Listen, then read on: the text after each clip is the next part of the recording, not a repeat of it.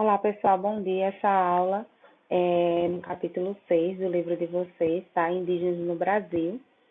E aí a gente vai falar sobre povos indígenas antes da chegada dos portugueses aqui no nosso território brasileiro, tá? Essa é uma aula de história. E aí ele vai trazer para vocês alguns detalhes sobre essa primeira habitação no território brasileiro antes dos europeus chegarem ao nosso país, tá certo? Vamos lá? E aí, pessoal, na página 298 do livro de vocês, certo? No capítulo 6, ele vai trazer um pequeno texto explicativo antes da gente começar o capítulo. Ele vai dizer assim: nosso país, né, muito tempo antes de ser chamado Brasil, já era habitado por milhões de indígenas. Esses povos tinham uma organização social diversas, diferentes, tá? Assim como costumes, tradições e línguas diferentes. Vamos conhecer alguns desses povos a fim de sabermos como é rica a diversidade cultural do Brasil. Então, o nosso país era habitado, né, por várias tribos indígenas, eram milhões, né, que não se compara ao número de indígenas nos dias atuais. Então, antes da chegada dos portugueses aqui no nosso país, né, e espanhóis também, temos várias tribos com vários costumes, línguas, até hoje são catalogadas ainda existentes no nosso país, uns cento e pouco, 120 línguas indígenas diferentes, tá? E tinha ainda muito mais, mas foram perdidas ao longo do processo de colonização. Então, várias tribos também deixaram de existir, certo? Porque esses indígenas sofreram o processo de mudança cultural com catequização, perdão, catequização dos índios, a imposição da cultura dos europeus sobre eles. Então, alguns costumes foram se perdendo, mas ainda existe presente no nosso território brasileiro vários costumes indígenas e que influenciam a nossa cultura também, certo? A questão de dormir em redes é um costume indígena e foi trazido, o consumo da tapioca, né, que é a mandioca também, cerâmicas, trançado de cestos também, que é presente no nosso artesanato brasileiro, são coisas, costumes culturais de índios, né, que habitaram aí, começaram a habitar nosso território brasileiro aí no comecinho, antes da chegada dos portugueses, tá? Como a gente estudou os incas, os astecas e os maias, vamos estudar antes da chegada dos espanhóis, né? Vamos estudar os povos indígenas no Brasil antes da chegada dos portugueses, certo? Então, diferente lá do Império Inca, os astecas, os espanhóis chegaram e encontraram um povo unido, né? Um império organizado, esses indígenas juntos, desenvolvido dentro de um império. Aqui não. No Brasil, os portugueses, quando chegaram aqui, encontraram diversos povos indígenas diferentes, né? E aí, só para dar um dado a vocês, bem rapidinho. Esses indígenas, né? Os espanhóis chegaram aqui antes dos portugueses, ali onde é o Ceará, mais ou menos, e deram de frente com uma tribo, né? Uma tribo violenta que atacaram os espanhóis, vamos dizer assim, violenta, que eu quero dizer assim, aguerrida, né, que estavam defendendo ali aquele território, e vão expulsar os espanhóis. Os espanhóis saem ali do litoral brasileiro e vão para onde é a Argentina, o Chile, encontram os astecas, os incas.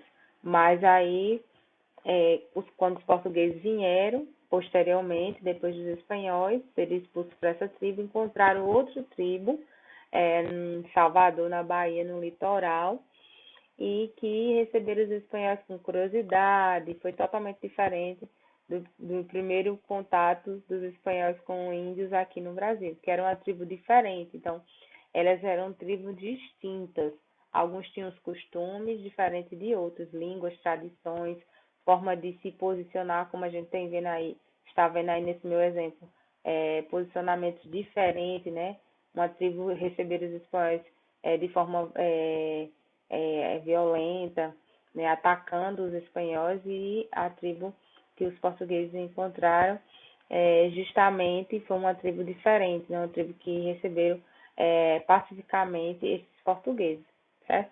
Então, temos diversas tribos nesse período, são milhões de índios falando várias línguas diferentes, com costumes diferentes. Algumas tribos pintavam seu corpo, outras tribos pintavam cerâmica, davam valorização para formar cocais, né, com penas e tal. Então, tinham tribos diferentes, com costumes diferentes, que é isso que eu quero destacar para vocês, tá bom? Aqui tem uma fotografia, tá? Na letra A, que ele vai dizer assim, descreva a fotografia. E aí vocês podem ver, né, uma parte montanhosa, né, com bancos de areia, né? E aí ele coloca na B, fotografia retrata um sambaqui. E aí, vocês sabem o que é sambaqui? A gente vai ver nesse capítulo o que é um sambaqui, tá certo? C, comente com seus colegas o que você já sabe sobre os povos indígenas que viveram no Brasil. Aí, você conhece alguma coisa dos povos indígenas, né? Já viu alguma tribo? Já viu algum índio? Eu descendo de índios, tá? Minha bisavó era uma índia. Então, aí, você conhece algum costume? Conhece alguém que tem parentesco com esses povos, né, indígenas? Temos vários costumes na nossa cultura que como eu citei para vocês, que é voltado, que tem de origem indígena, né? Muitas pessoas não conhecem. Alguns índios hoje ainda preservam costumes antigos, né? Tradições antigas. Outros se misturaram à sociedade atual. No período de colonização, muitas tribos deixaram de existir, como eu disse a vocês, né? Sofreram o processo de mudança cultural, né? Da imposição da cultura do outro, né? Do europeu, do colonizador. Mas hoje temos uma proteção, né? Órgãos, leis que protegem. A partir do século XX começaram a se desenvolver algumas leis para a proteção desses povos indígenas e da sua cultura, a preservação da sua cultura, porque faz parte, né, da nossa história. Então, esses povos começaram a ter uma proteção pelo governo, né, a partir de leis que pudessem proteger tanto o local onde eles moram, o direito da terra, como também sua cultura, preservação da sua cultura, certo? Então, antes disso, o índio ele estava, antes do século XX, no começo do século XX, o índio estava à margem da sociedade, né? Não tinha políticas desenvolvidas para a proteção desse povo. Então, eles viviam sem proteção, sendo tirados das suas terras, né? Sofrendo com a superioridade, né? Da cultura ainda do colonizador. Então, esses índios eles sofreram um processo de transformação muito forte. Eram milhões, hoje são poucos mil habitantes de índios ainda presentes no nosso país, certo? Vamos lá para a próxima página. Pessoal, olha, aqui na página 300 do livro de vocês, tá? Temos aí o povoamento do Brasil, certo? Os primeiros habitantes, ok? Conforme vimos no capítulo 3, os seres humanos chegaram ao continente americano há milhares de anos. No Brasil já foram encontrados vestígios de primeiros habitantes em diferentes regiões do país. Esses vestígios indicam que os indígenas que aqui viviam tinham diversos modos de organização social e culturas muito diferentes. Então, tradições, danças, formas de se expressar, de se organizar. Então, a partir desses vestígios, os arqueólogos, antropólogos, eles estudam o território, né? A gente viu como foi a chegada, né, no continente americano, no capítulo 3, desses povos, né? As várias teorias que existem, né, da chegada desses primeiros habitantes aqui no território brasileiro. Temos aí alguns vestígios, né? Aqui na Paraíba mesmo temos a Pedra do Ingá, né, que é um incógnito, né, tem uma interrogação muito grande para historiadores e arqueólogos que estudam, né, esses vestígios deixados por esses primeiros habitantes, né. No Lajeado do Pai Mateus também tem algumas pedras com pinturas rupestres, né, sítios arqueológicos que mostram é, restos e vestígios deixados por esses primeiros habitantes. Então, esses vestígios vão ajudar, né, a arqueologia e a história a entender como esses povos indígenas se comportavam, tá certo? Aqui temos a foto de um crânio, né, datado aproximadamente 2.000 anos atrás, encontrado em Lagoa Santa, certo? Esse é um crânio dos paleolídeos. Os paleolídeos, aqui como está dizendo aqui, eu vou grifar para vocês, ó, estou grifando, tá? Por volta de 2.000 anos atrás, o Brasil era habitado por povos chamados paleolídeos. Eles eram caçadores, pescadores e coletores de raízes e frutos, característica desses anos da pré-história, né? Como a gente viu nos capítulos anteriores.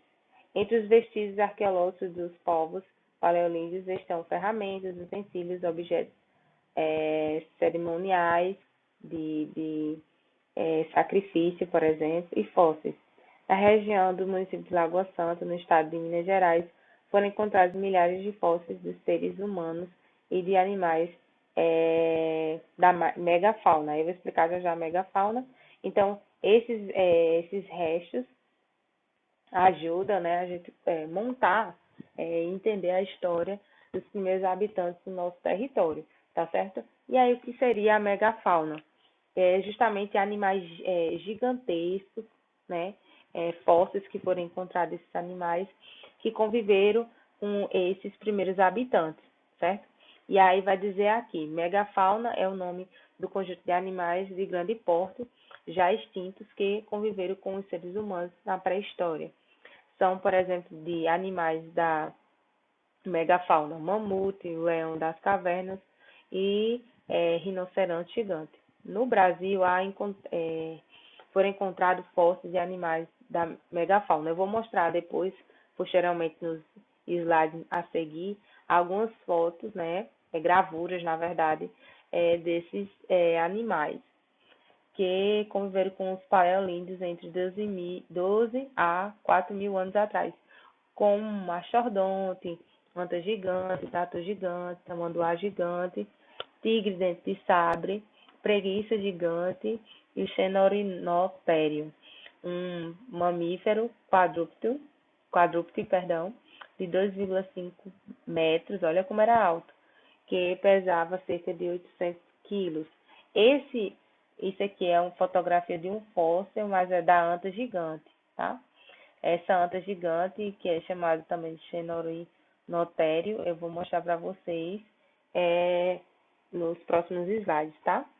E aí, na página 301, estou grifando aqui, deixa eu apagar, porque eu grifo e termina ficando feio o meu grifo aqui.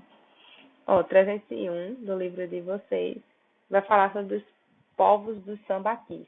E aí vocês viram naquela fotografia no começo dessa aula, né? Eu perguntei, vocês sabem, conhecem o que são sambaquis? Entre os primeiros habitantes do Brasil estão os povos dos sambaquis, que viviam principalmente nas regiões de litoral.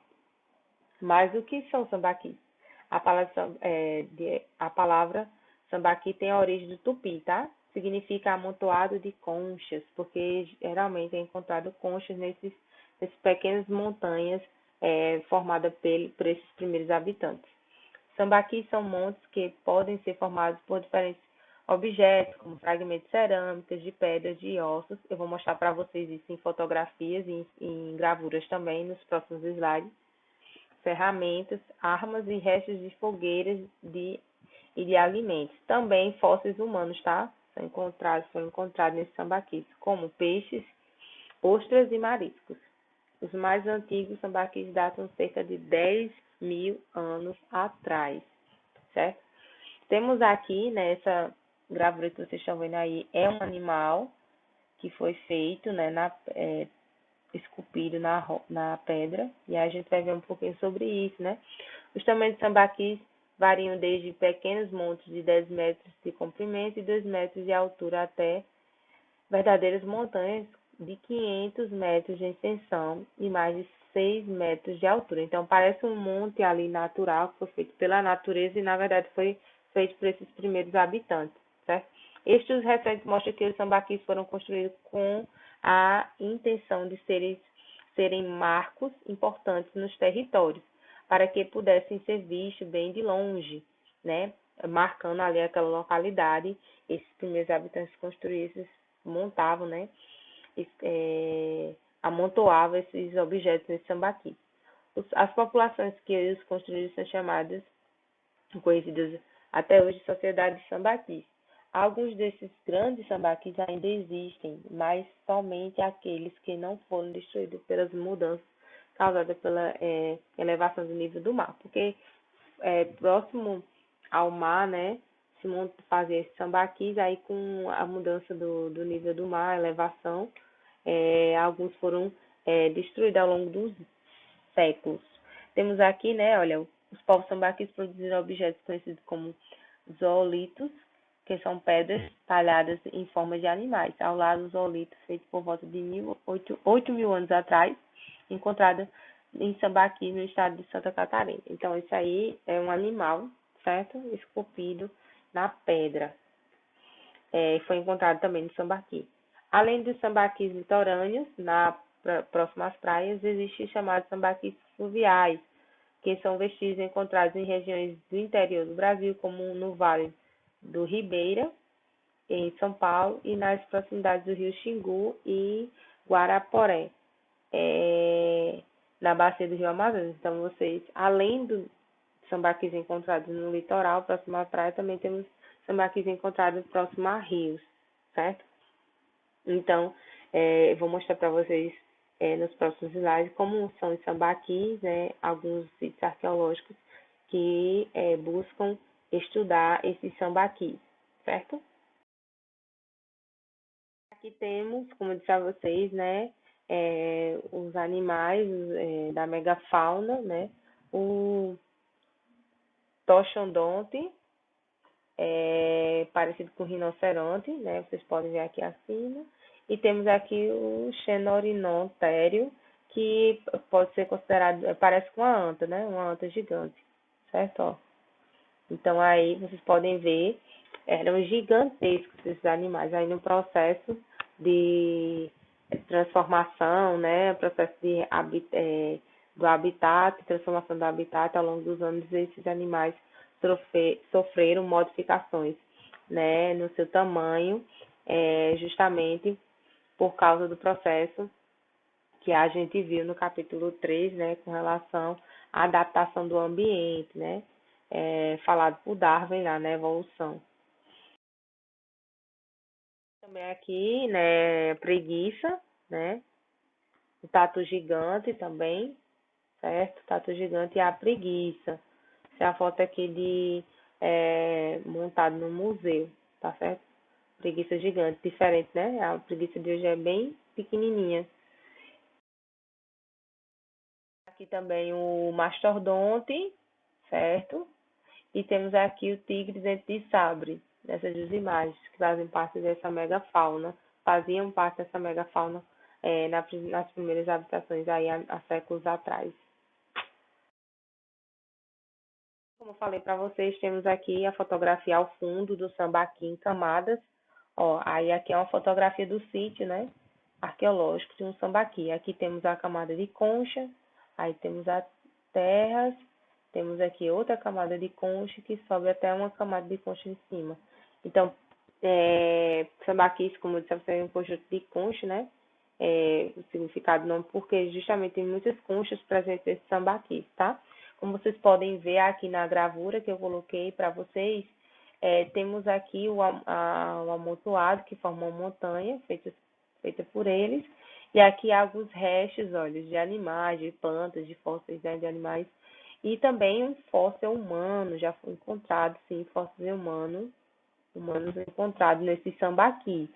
Quando eu estava lendo algumas coisas sobre o sambaqui, eu vi que os sambaquis eles traz para a gente uma semelhança com o que são as ideias das pirâmides. As pirâmides foram construídas e nelas, né, grandes túmulos gigantes, né, que lá colocava os restos mortais do faraó, né, em sarcófagos, e também colocava ali seus objetos pertencentes a ele, para proteger, né, como se fosse um grande túmulo, para proteger o faraó e também proteger os seus objetos, né, para levar para outra vida.